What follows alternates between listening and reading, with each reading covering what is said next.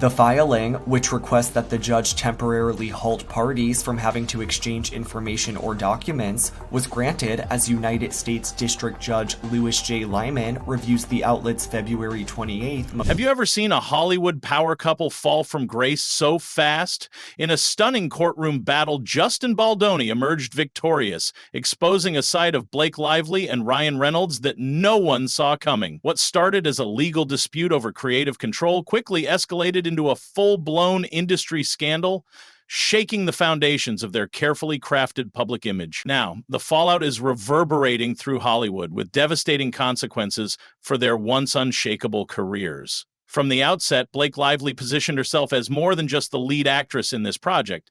She saw an opportunity to cement her influence in the industry and took it without hesitation. But her aggressive push for control didn't just ruffle feathers, it derailed an entire film production. Reports from insiders suggest that Lively didn't just offer creative input, she took over, rewriting scenes, demanding changes, and overriding the director's vision at every turn. We do want to turn our attention to another story that's been getting quite a lot of attention online. Of course, I want to put up this tweet for you that we have from Variety laying out what's happening here. Justin Baldoni, the actor, is now suing Blake Lively and Ryan Reynolds for $400 million. He's alleging that they sought to, quote unquote, destroy. Of course, sued Baldoni 2 weeks ago, and now he is coming out in a lawsuit to respond to that. I do want to bring into the conversation now Trey Lavelle. Her actions weren't limited to on-set decisions either. Lively allegedly handpicked key members of the production team, replacing Baldoni's carefully chosen professionals with her own selections. This wasn't about collaboration, it was about dominance. The result? Chaos behind the scenes, with crew members struggling to keep up with Lively's ever-changing demands. What was supposed to be a seamless production turned into an unpredictable battleground, where egos clashed and tensions boiled over. Then came the moment that changed everything. Without consulting the studio, Lively arranged an unauthorized screening of the film's rough cut at a literary event. This was no small misstep. It was a direct violation of industry standards, bypassing the necessary approval process. Hollywood executives guard unfinished films with extreme caution, ensuring that only polished versions make their way to audiences. By ignoring these protocols, Lively not only jeopardized the film's release, but also handed Baldoni the ultimate legal weapon against her. There's a big update in one of Justin Baldoni's legal battles. After the New York Times filed a motion to exit the director's $400 million federal defamation lawsuit that also names Blake Lively, husband Ryan Reynolds, and their publicist, a judge has granted the newspaper's request for stay of discovery on March 4th, according to documents obtained by... With undeniable proof of Lively's reckless decisions, Baldoni's legal team moved swiftly, but instead of damage control, Lively escalated the situation further. She allegedly leaked damaging information to the New York Times, attempting to paint Baldoni and his studio as the villains. The goal?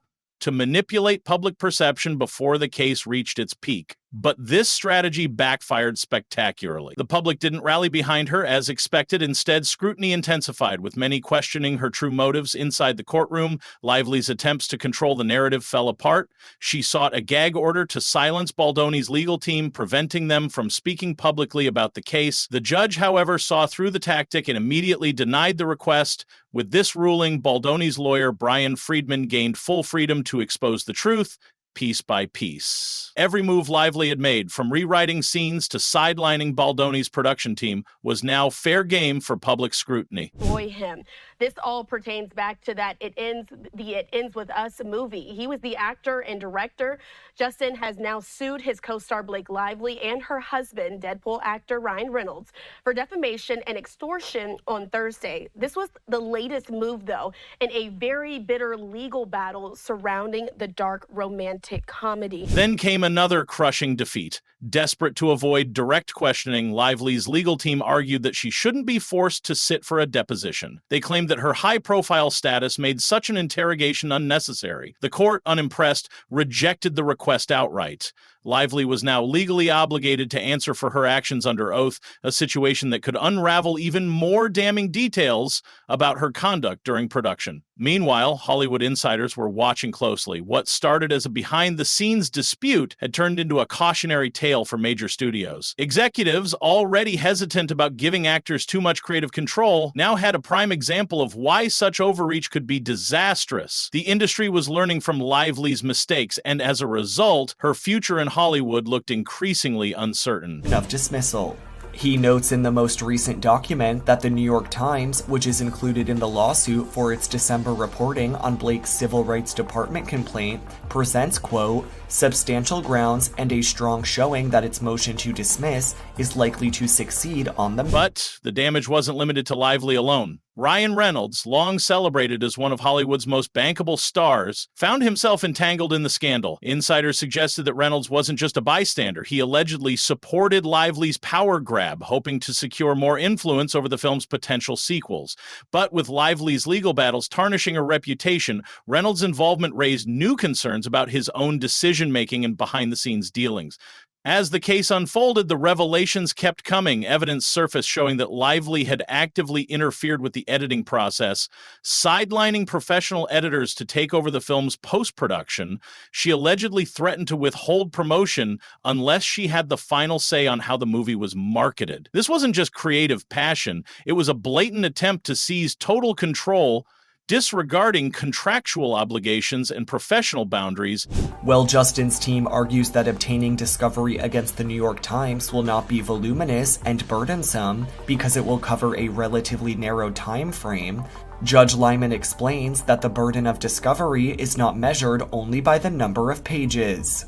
He emphasizes it is also determined by the complexity of the issue that discovery will present and the sensitivity of the documents that will... Industry veterans expressed disbelief at the extent of Lively's interference. For decades, Hollywood had operated under a structured system where directors, producers, and studio executives held the final authority. Lively's actions challenged that structure, setting a dangerous precedent that no studio wanted to encourage.